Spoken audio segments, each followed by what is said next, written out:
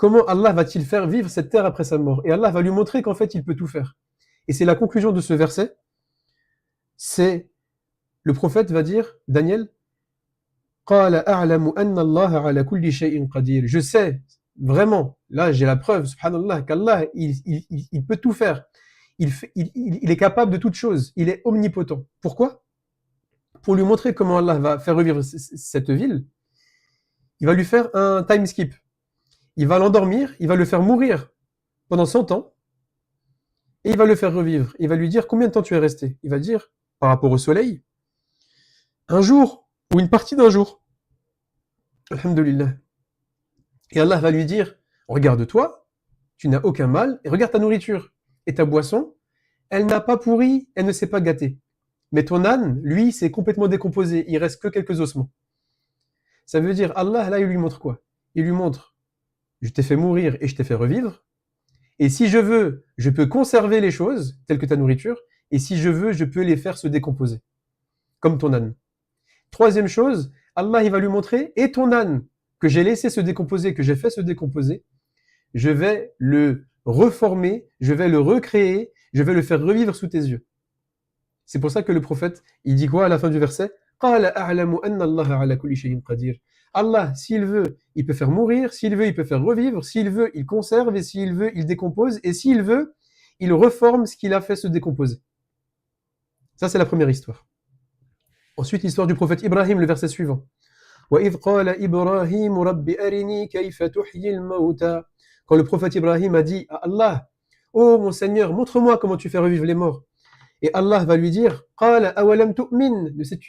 N'es-tu pas déjà croyant? Et le prophète Ibrahim va dire, قَالَ بَلَا وَلَكِنْ لِيَطْمَئِنَّ قَلْبِي. Si, ya Rabbi, je suis déjà croyant, mais pour que mon cœur s'apaise, pour que mon cœur s'élargisse, ma poitrine s'ouvre, encore plus.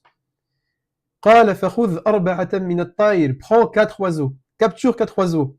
فصرهن إليك. Et dresse-les. ثم اجعل على كل جبل منهن جزءا. Ensuite, tu les égorges, tu mélanges tout ça, ça fait de la viande hachée, et tu mets sur chaque petite montagne là qui sont autour de toi, tu mets une partie. Donc tu mets une partie là, une partie là, une partie là, et toi tu retournes dans la plaine. ثم ادعوهن يأتينك سعيا. Et là, à la plaine, les montagnes sont devant toi, les oiseaux sont tout mélangés, etc. Appelle-les et les oiseaux vont te revenir.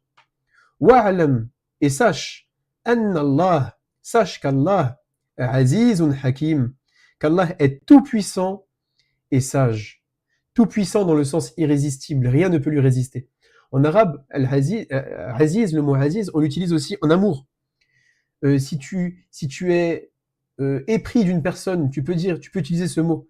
Ça veut dire tout puissant, mais dans le sens, je suis complètement à ta merci. Tu es irrésistible. Et Allah est irrésistible. Quand il appelle les morts reviennent à la vie. Les morts lui répondent, subhanahu wa ta'ala. Et là, le prophète Ibrahim a demandé un signe.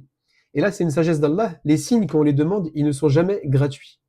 Allah peut te donner des signes, mais ils ne sont jamais gratuits dans le sens où Allah, il aurait pu faire revivre un mort comme ça, d'une tombe, devant Ibrahim. Le mort sort, et il revient dans sa tombe, et Ibrahim, il a eu le signe qu'il demandait. Mais Allah va lui faire des efforts. Capture 4 oiseaux. Déjà, c'est des préparatifs. Ensuite, dresse-les. Et là-dedans, il y a du travail et une sagesse. Parce qu'en les dressant, Ibrahim, alayhi salam, il va découvrir leur caractère, leur plumage, leurs caractéristiques. Il va apprendre à les reconnaître en tant que, entre guillemets, personne. Il va les reconnaître.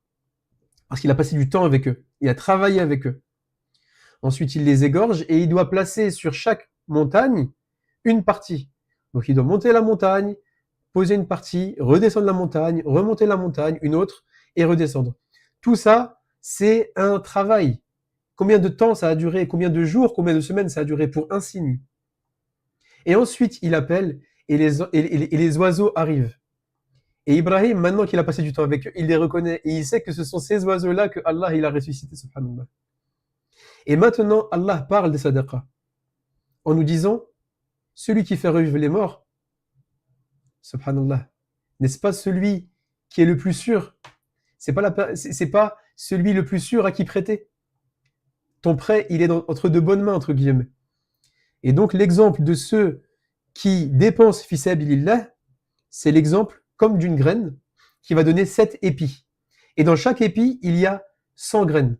Ça veut dire, à partir d'une graine, ça a donné 100 épis. Ça a donné 100 graines. Dans chaque épi, donc ça veut dire d'une graine, on a 700 graines, multipliées par 700. Wallahu yudha'ifu liman yasha. Et Allah peut encore multiplier à qui il veut. C'est pour ça que le prophète sallallahu alayhi wa sallam, dans le hadith, il dit, les hasanats sont multipliés par 10, 700, ou plus encore. Wallahu wasi'un alim. Et Allah est vaste.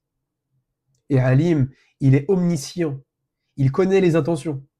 En fait, ton intention, c'est comme le coefficient. Tu peux donner 2 euros fisabilillah, tu donnes 2 euros pour la mosquée ou 2 euros pour un pauvre. Pour toi, c'est pas grand chose, c'était un truc qui était au fond de ta poche. Mais si l'intention est là, Allah, il peut donner un coefficient 700 à ces 2 euros. Ou alors un coefficient 1000, ou un coefficient 1 million. Ton intention, c'est le coefficient.